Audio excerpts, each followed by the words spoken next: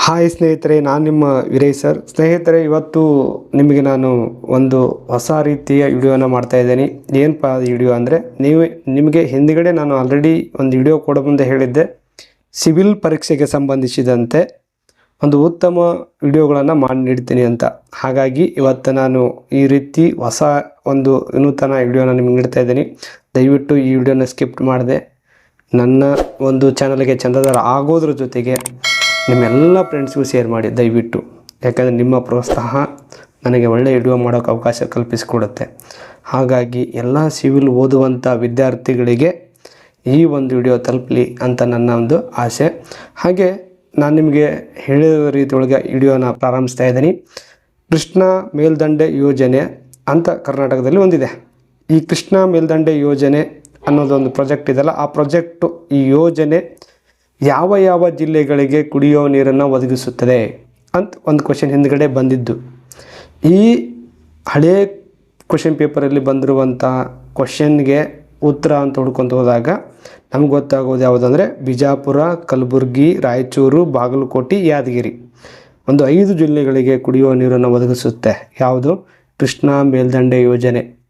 ಈ ಕೃಷ್ಣಾ ಮೇಲ್ದಂಡೆ ಯೋಜನೆ ಇದನ್ನು ಲಾಲ್ ಬಹದ್ದೂರ್ ಶಾಸ್ತ್ರಿ ಅವರು 1964 ಮೇ 27ರಂದು ಶಿಲಾನ್ಯಾಸವನ್ನು ಮಾಡ್ತಾರೆ. ಇದು ನಿಮ್ಗೆ ನೆನಪಿರಲಿ. ಈ ಶಿಲಾನ್ಯಾಸ ಮಾಡಿದ ನಂತರ ಈ ಯೋಜನೆ ಒಂದು ಉನ್ನತ ಹಂತಕ್ಕೆ ಬರುತ್ತೆ. ಉನ್ನತ ಹಂತಕ್ಕೆ ಬಂದು ಇವತ್ತು ತಲುಪಿದೆ. ಹಾಗಾಗಿ ಇಲ್ಲಿ ಯೋಜನೆಯಲ್ಲಿ 2 ಅಣೆಕಟ್ಟುಗಳನ್ನು ಕಾಣ್ತೀವಿ ನಾವು.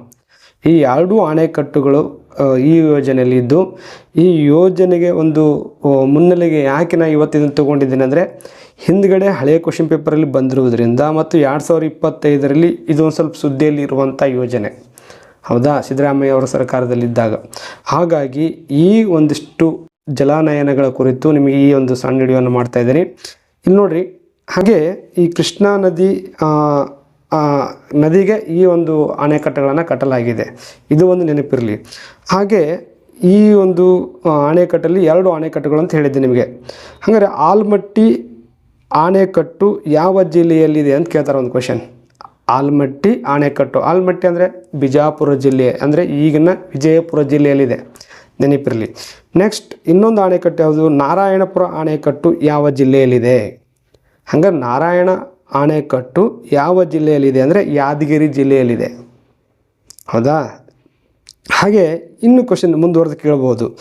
ಆಲ್ಮಟ್ಟಿ ಅಣೆಕಟ್ಟು ಜಲಾಶಯದ ಹೆಸರೇನು? ನೋಡ್ರಿ, ಈ ಜಲಾಶಯದ ಹೆಸರೇನು ಅಂತ ಕೇಳಿದಾಗ ಲಾಲ್ ಬಹದ್ದೂರ್ ಶಾಸ್ತ್ರಿ ಅವರ ಹೆಸರನ್ನೇ ಇದಕ್ಕೆ ಇಡಲಾಗಿದೆ. ಯಾಕಂದರೆ ಶಿಲಾನ್ಯಾಸ ಮಾಡಿದವರು ಯಾರು? ಲಾಲ್ ಬಹದ್ದೂರ್ ಶಾಸ್ತ್ರಿ ಅವರು. ಹಾಗಾಗಿ ಅವರ ಹೆಸರನ್ನೇ ಇಲ್ಲಿ ಇಡಲಾಗಿದೆ, ನೆನಪಿರಲಿ. ಹಾಗೆ ನಾರಾಯಣಪುರ ಅಣೆಕಟ್ಟು ಜಲಾಶಯದ ಹೆಸರೇನು? ಈಗೂ ಒಂದು ಕ್ವಶನ್ ಬರ್ಬೋದು ನಿಮಗೆ. ಅದಕ್ಕೆ ನಾವೇನಂತ ಕರಿತೀವಿ ಅಂದರೆ ಬಸವಸಾಗರ ಅಂತ ಕರಿತೀವಿ. ಈ ಬಸವಸಾಗರ ಅನ್ನೋದು ನಾರಾಯಣಪುರ ಅಣೆಕಟ್ಟಿನ ಜಲಾಶಯದ ಹೆಸರು. ಹೌದಾ? ಹಾಗಾದರೆ ಈ ಕೃಷ್ಣಾ ಮೇಲ್ದಂಡೆ ಯೋಜನೆಯಲ್ಲಿ ನೀರಾವರಿಗೆ ನಾವು ತಲುಪಿಸ್ತಾ ಇದ್ದೀವಿ. ಅಂದರೆ ಯಾವ ಯಾವ ಬೆಳೆಗೆ ಇದು ಅನುಕೂಲ ಆಗಿದೆ ಅಂತ ಕ್ವಶನ್ ಕೇಳ್ಬೋದು. ಒಂದು ಕಬ್ಬು, ಭತ್ತ, ಜೋಳ, ಹತ್ತಿ, 4 ರೀತಿಯ ಬೆಳೆಗೆ ತುಂಬ ಅನುಕೂಲವಾದಂಥ ಯೋಜನೆ ಇದಾಗಿದೆ. ಹಾಗೆ ಕೃಷ್ಣಾ ಮೇಲ್ದಂಡೆ ಯೋಜನೆಗೆ ಸಂಬಂಧಿಸಿದಂಥ ಜಲ ವಿವಾದ ಇರುವಂಥ ರಾಜ್ಯಗಳು ಯಾವುವು ಅಂತ ಕೇಳ್ತಾರೆ ಒಂದು ಕ್ವಶನ್. ಹಾಗಾದರೆ ಈ ಕೃಷ್ಣಾ ಮೇಲ್ದಂಡೆ ಯೋಜನೆಯಲ್ಲಿ ಒಂದು ಪ್ರಮುಖವಾಗಿ ಯಾವ ಯಾವ ರಾಜ್ಯಗಳಲ್ಲಿ ಈ ಸಮಸ್ಯೆ ಉದ್ಭವ ಆಗಿದೆ ಅಂತ ಕೇಳ್ತಾರೆ. ಯಾಕಂದರೆ ಇದು ನ್ಯಾಯಾಧೀಕರಣದಲ್ಲಿದೆ, ನೆನಪಿರಲಿ ನಿಮಗೆ.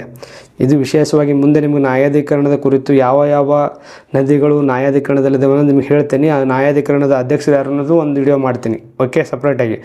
ಹಾಗಾದರೆ ಇಲ್ಲಿ ಕರ್ನಾಟಕ, ಮಹಾರಾಷ್ಟ್ರ, ತೆಲಂಗಾಣ ಎಂಬ 3 ರಾಜ್ಯಗಳಲ್ಲಿ ಇವತ್ತೇನಾಗಿದೆ ಅಂದರೆ ಕೃಷ್ಣಾ ಮೇಲ್ದಂಡೆ ಯೋಜನೆಯ ಸಮಸ್ಯೆ, ಜಲ ವಿವಾದವನ್ನು ಕಾಣ್ತೀವಿ ನಾವು. ಯಾವುದು? ಕರ್ನಾಟಕ, ಮಹಾರಾಷ್ಟ್ರ, ತೆಲಂಗಾಣ 3 ರಾಜ್ಯಗಳಲ್ಲಿ ಇವತ್ತು ನಾವು ಜಲ ವಿವಾದವನ್ನು ಕಾಣ್ತೀವಿ.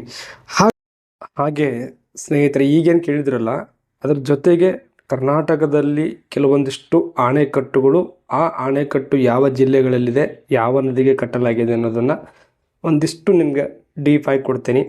ಸ್ವಲ್ಪ ಅವುಗಳನ್ನು ನೋಡ್ಕೊಂಬಿಡಿ ಕೇರ್ಫುಲ್ಲಾಗಿ, ಯಾಕಂದರೆ ಎಕ್ಸಾಮ್ಗೆ ಯೂಸ್ ಆಗುತ್ತೆ. ನೋಡ್ರಿ, ಇಲ್ಲಿ ರಾಜ ಲಕ್ಕಮ್ಮಗೌಡ ಡ್ಯಾಮ್, ಈ ಡ್ಯಾಮು ಘಟಪ್ರಭಾ ನದಿಗೆ ಕಟ್ಟಲಾಗುತ್ತೆ. ಇದು ಯಾವ ಜಿಲ್ಲೆಯಲ್ಲಿ ಬರುತ್ತೆ ಅಂದರೆ ಶಿವಮೊಗ್ಗ ಜಿಲ್ಲೆಯಲ್ಲಿ ಬರುತ್ತೆ. ಹೌದಾ. ಆಮೇಲೆ ರೇಣುಕಾ ಸಾಗರ ಅಂದರೆ ನವಲು ತೀರ್ಥ ಅನ್ನೋದು ಇನ್ನೊಂದು ಡ್ಯಾಮ್ ಇದೆ.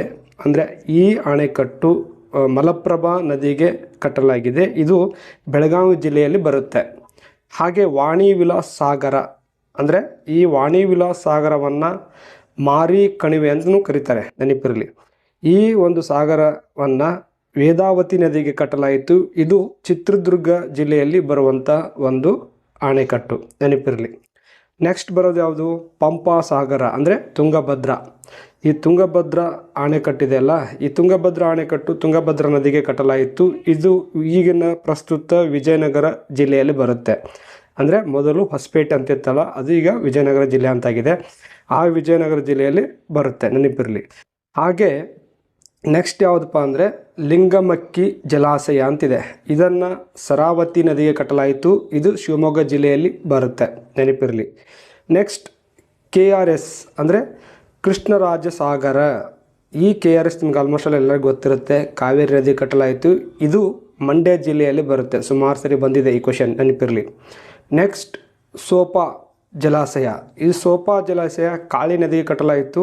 ಇದು ಉತ್ತರ ಕನ್ನಡ ಜಿಲ್ಲೆಯಲ್ಲಿ ಬರುತ್ತೆ. ಇದು ಕರ್ನಾಟಕದಲ್ಲಿ ಅತಿ ಎತ್ತರವಾದಂತಹ ಒಂದು ಅಣೆಕಟ್ಟು, ನೆನಪಿರಲಿ. ಹಾಗೆ ಶಾಂತಸಾಗರ. ಈ ಶಾಂತಿ ಸಾಗರ ಅನ್ನೋದೈತಲ್ಲ, ಈ ಸಾಗರ ಹರಿದ್ವಾರ ಎಂಬ ನದಿಗೆ ಕಟ್ಟಲಾಗಿದೆ.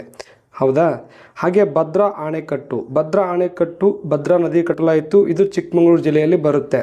ನೆಕ್ಸ್ಟ್ ಯಾವುದು? ಹೇಮಾವತಿ ಅಣೆಕಟ್ಟು. ಹೇಮಾವತಿ ನದಿ ಕಟ್ಟಲಾಯಿತು, ಹಾಸನ ಜಿಲ್ಲೆಯಲ್ಲಿ ಬರುತ್ತೆ. ಹಾಗೆ ಕಬಿನಿ ಅಣೆಕಟ್ಟು. ಕಬಿನಿ ನದಿ ಕಟ್ಟಲಾಯಿತು, ಮೈಸೂರು ಜಿಲ್ಲೆಯಲ್ಲಿ ಬರುತ್ತೆ. ಹೌದಾ.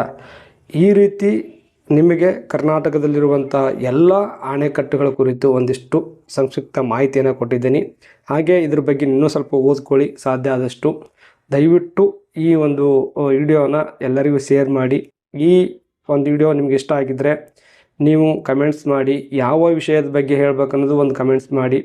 ದಯವಿಟ್ಟು ಇದನ್ನು PC ಓದೋರಿಗೆ ಇಷ್ಟ ಆಗಿದ್ದರೆ ನಿಮ್ಮ ಫ್ರೆಂಡ್ಸ್ಗೆ ಇದನ್ನು ಶೇರ್ ಮಾಡಿ ಅಂತ ಹೇಳ್ತಾ ಈ ಒಂದು ವಿಡಿಯೋನ ಮುಗಿಸ್ತೀನಿ. ಧನ್ಯವಾದಗಳು.